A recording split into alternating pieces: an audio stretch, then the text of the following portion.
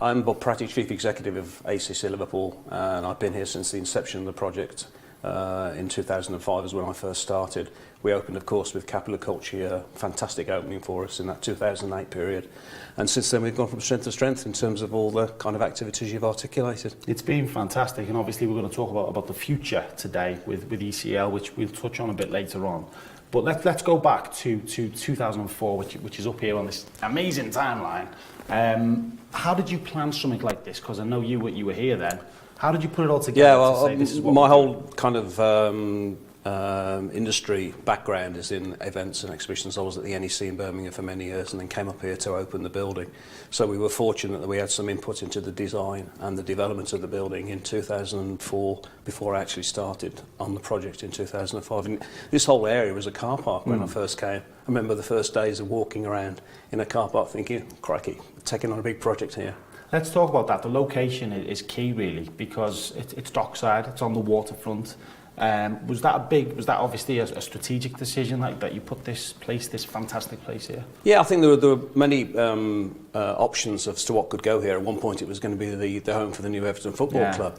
And there's been lots of other manifestations, but I think the city took the view that for the benefit of Liverpool overall, in terms of bringing new business into the city, bringing new conferences, bringing concerts in, because the city had never had a concert venue before.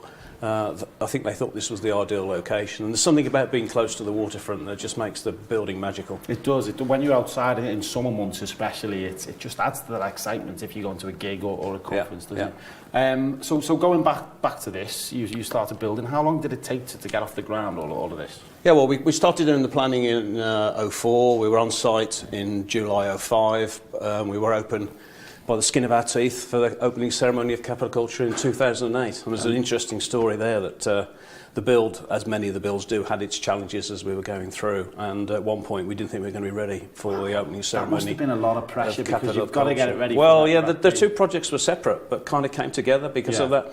And I remember distinctly going to see the then Chief Executive of the city and saying, I don't think we're going to be ready for the opening ceremony. And he said, that's not negotiable. Really? Yes. Wow. So then, because obviously all the TV contracts were in place, we had to make it. So what we had to do in effect was take a lot of the resource out of the convention centre, put it into the arena, so we had the arena ready, which consequently meant the convention centre was 3 months late opening and we got a full programme. Wow, and so stuff had to be put back? Well, no, we didn't put anything back. What we actually did, this is an amazing story, is we created a convention centre in the arena. So we did the opening ceremony of Capital Culture and then went back into the arena after that and built conferencing facilities on the floor of the arena.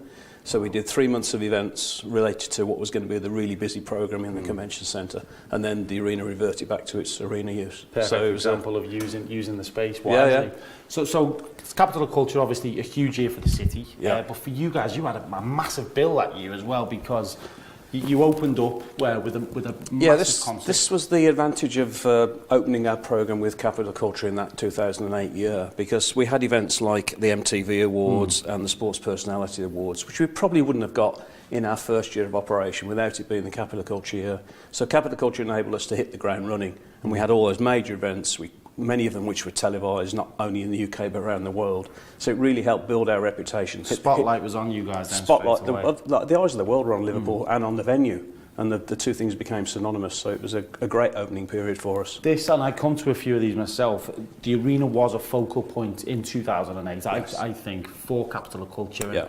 And that's obviously great for you guys because it sold you guys straight away to the people of Liverpool. Well, I think many people think that the arena was probably, the arena and the convention centre were probably the best, in many respects, legacy issues from Capital Culture, because the city was left with these facilities, and we've gone from strength to strength and have brought a lot more different events in, like Labour Party conferences and so on, concerts for, from A to Z in terms of major artists. So it's been a major legacy development for Liverpool. We're going to talk later on in the show about the economic impact on the city, about some of your personal highlights, and as well, a bit of an exclusive, we're going to see the brand new exhibition centre which is taking shape. We're going to show around on the building site? Yes, we're going to put our hats and our coats on and wellies on and all that kind of stuff, and have really an exclusive tour as we get ready for the opening of the next phase of our development, which is the Exhibition Centre Liverpool, which will be opening later this year.